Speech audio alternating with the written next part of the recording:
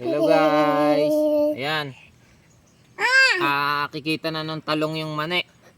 Palagay ko magiging effective talaga siya. Ayan. Nakikita na. Ang laki na ng isinigil ng dahon niya. Oh. Parang nagalit na yung talong yung dahon. Antayin na lang natin sa kanya. Ayan, mukhang ginaganahan na rin. Parang gusto na rin niyang magbunga.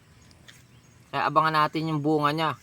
Kung talagang galit na galit yung kanyang bunga pagka nakakatabi siya sa mani. Yan, abangan po natin guys. Thank you.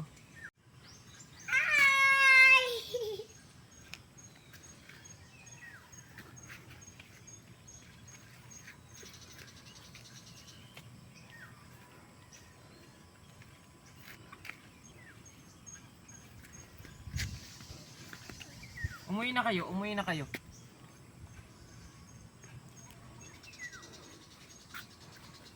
Nainitan ka lang anak eh. Maligo na kayo, maligo. Ligo na kayo, ligo.